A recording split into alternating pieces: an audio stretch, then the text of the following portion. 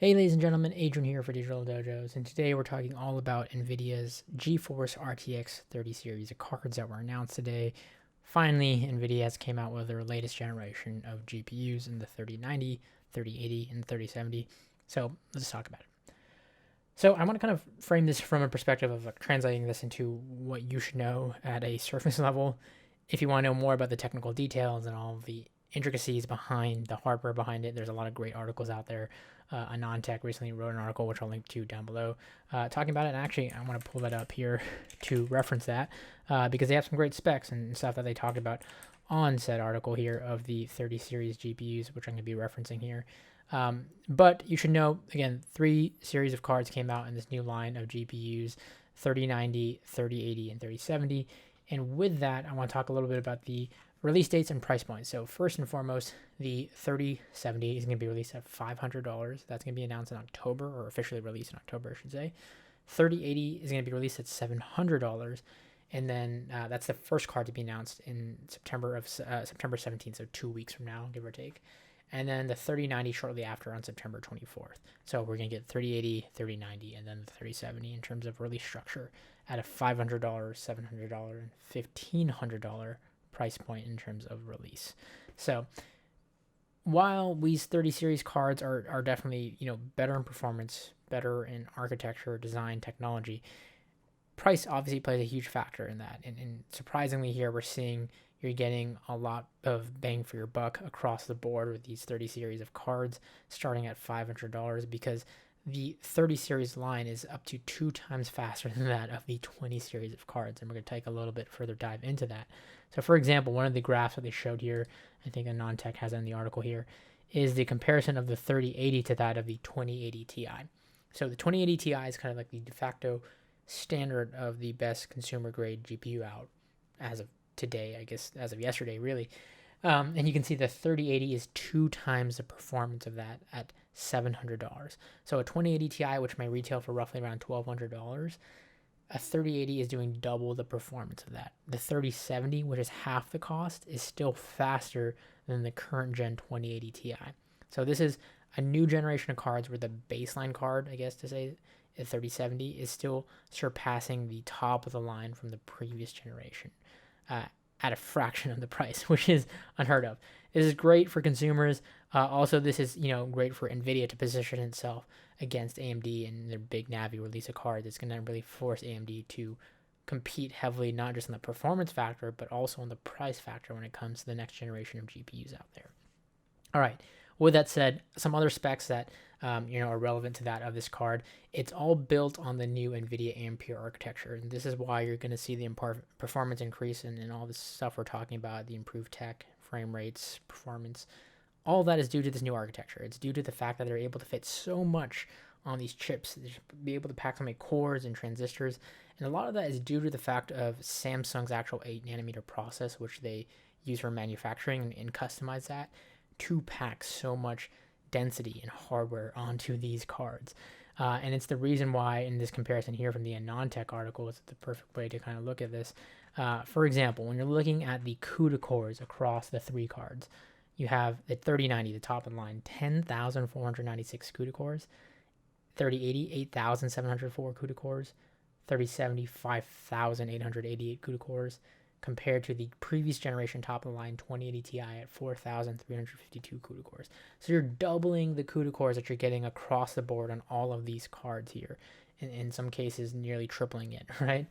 And then all of these are boost clocked at 1.7 gigahertz. VRAM wise, you're looking at 24 gigs on the 3090, 10 gigs on the 3080, and then 8 gigs on the 3070.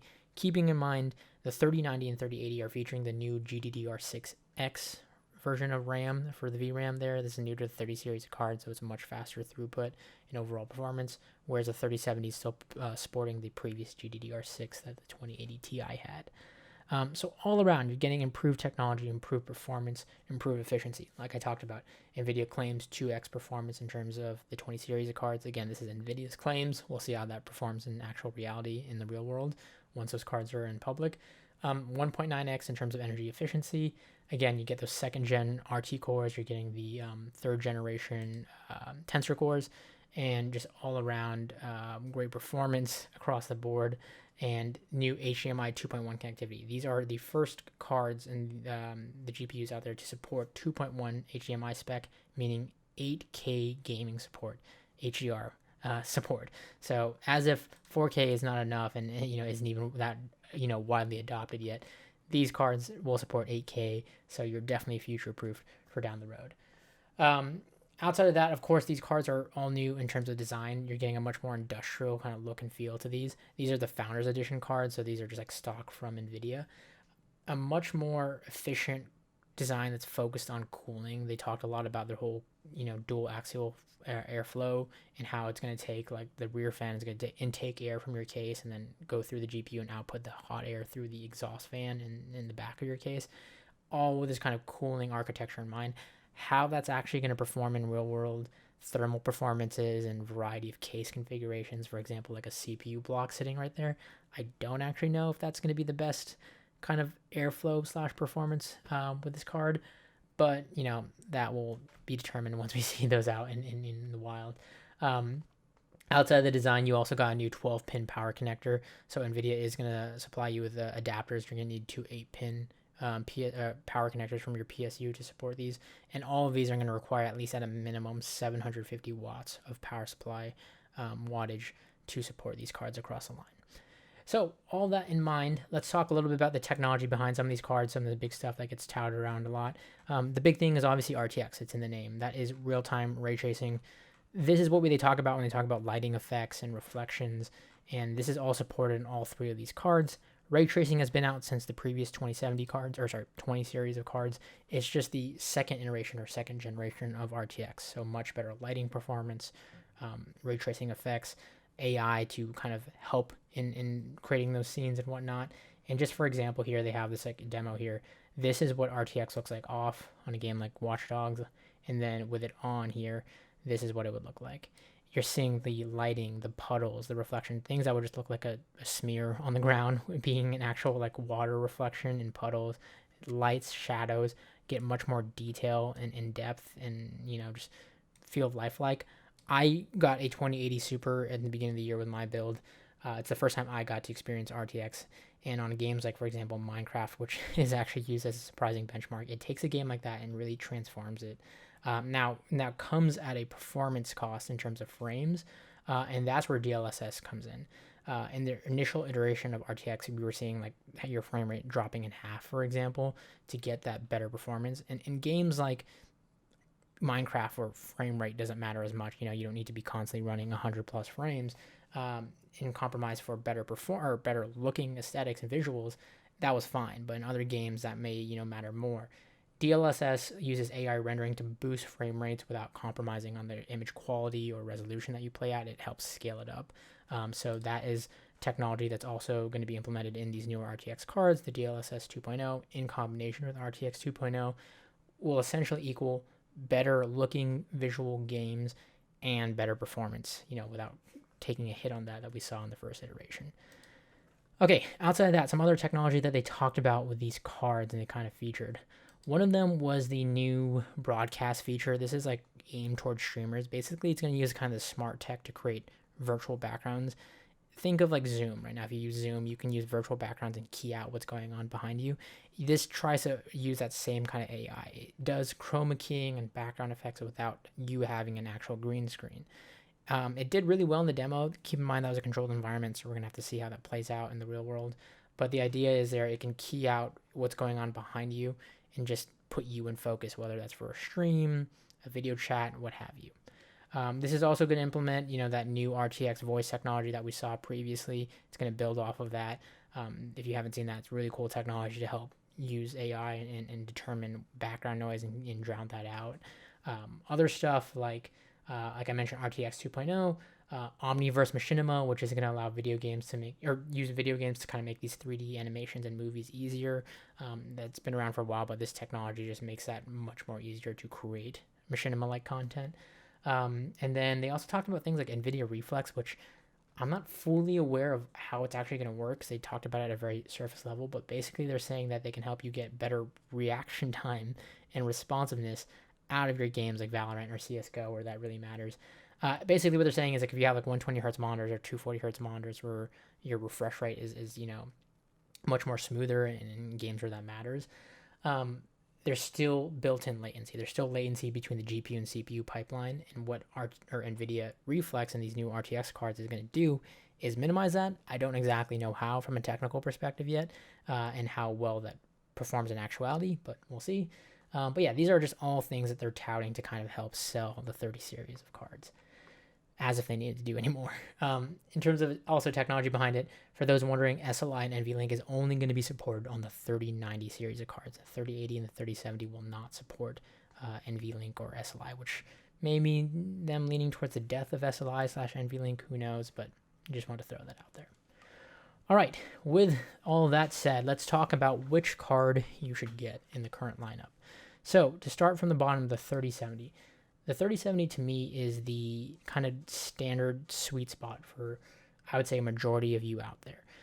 If you are on a card that is not the 2080 Ti right now, the 3070 is a viable upgrade path for you. Even if you're on the 2080 Ti, you could argue that it might be an upgrade path for you.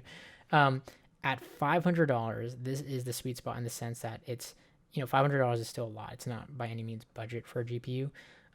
But at half the cost of a 2080 Ti, this outperforms a 2080 Ti. This has all that new technology I talked about, RTX 2.0, the DLSS, all that great stuff.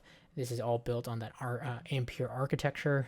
The only thing the 3070 doesn't have that the 3080 and 3090 have is the GDDR6X standard of memory. So it's on the older version of memory, but you're still going to get ridiculous performance out of this. If you're upgrading from anything that isn't a 2080 Ti, you're still going to see performance bumps when it comes to something like the 3070. And you're going to get, to be able to play games at like 4K to 1440p, pretty smooth. They're touting like 4K gaming at 60 FPS for the 3070 as just kind of a benchmark standard if you're like thinking about the games you play. Keeping in mind, if you're playing RTX, if you really care about RTX, the 3070 will be able to do that, but you're not going to be averaging like 4K 60 FPS on RTX. It's probably going to be less than that. But if you're gaming at lower resolutions, 1080p or 1440p, this will still be a sufficient card for majority of you out there, and I think why I would say it's going to be the like sweet spot for a lot of the users out there. Next up is the Enthusiast GPU. I would classify it as the 3080. I would say this is like the best consumer GPU right now that you can get. The 3080 at $700 price point is still under the 1K mark. So while it's not by any means budget, it's still somewhat affordable. It is the best you can get in terms of consumer grade GPU. You're getting that new GDDR6X 10 gigabytes of VRAM. You're getting the new Ampere architecture technology here. And with this 3080, you are getting support for 4K gaming, on RTX at a much more smoother performance than you would get out of the 3070. So if you care about RTX, if you want the best performance on RTX games, then look at the 3080. If you have the money to spend, if you want to upgrade just the $200, this is the Enthusiast GPU. I say it's the best consumer GPU because the next step up is a 3090. And at $1,500, this is double the price point. You can get two 3080s for the price of a 3090. You're buying this, if you have the money to spend, and just want to flex and get a $1,500 GPU, but you're also buying this as a workstation card. They're directly comparing this to that of the Titan class performance. So with the previous generation, you had the 2080 Ti, which was the top of the line gaming GPU, and then you had the Titan RTX, which was much more expensive than the 2080 Ti, but was built and used for other reasons, right? More of a workstation GPU. Whereas I would say the 3090 is kind of a hybrid. You can get this if you are an AutoCAD designer. You can get this if you're crunching a lot of data or designing or, video editing. But you can also get this if you just want hands down the best gaming performance out there. 24 gigabytes of VRAM is going to enable you to do a lot more with this card, but it's going to cost you a lot more. So the average gamer, even the above average gamer, is not going to spend $1,500 on a GPU. This is rarefied air. You're getting this for a workstation GPU. You're getting this if you simply just have the money to blow and you want to build the best system out there. This is for that class of GPU. So this is top of the line. But again, I'm going to say that the 3070 is the sweet spot. 3080 is the best consumer grade GPU. 3090 is just the best all around. So that's hopefully answers your questions on which GPU you should get. keeping in mind they all recommend 750 watts of power for all of these GPUs in terms of compatibility, so keep that in mind. And keep in mind space and dimensions. The 3090 is going to be a 3-slot card. It's going to be a beefier card, so make sure your case supports that. Whereas I'd say the 3070 and 3080, while bigger, are pretty standard size cards, so most standard cases will still support it, but those are 2-slot cards versus the 3090 being a 3-slot card. So yeah, that is a kind of look at those 3 GPUs, and hopefully helps you in your purchasing decisions. That all said, if you can't get your hands on a Founder card because they sell out at launch, or you're just not about the aesthetics, the design, the thermal performances, the third-party cards and third-party manufacturers are already announcing their 30 series of cards. Asus, EVGA, PNY have all already started announcing their series of cards. So you have the 3080, 3070, 3090 cards from EVGA. They have their Kingpin cards. They have their Hydro Block cooling cards that has liquid cooling built in. You're going to get a whole bunch of different designs and iterations of the 30 series of cards from these other manufacturers. So again, if you weren't a fan of these Founder Edition cards, or you just can't get your hands on one, you can still look to third-party manufacturers to get what you want. Again, at different price points, at different clocks and performances, because those are coming from third-party manufacturers. All right, if this video was helpful to you in your purchasing decisions or just insight in general, be sure to hit that thumbs up button and like the video. Subscribe for more content. I'm going to be getting my hands on some of these 30 series cards and going to be posting some reviews and comparisons to that of the 20 series, so be sure to stay tuned for that. And as always, ladies and gentlemen, thanks for watching.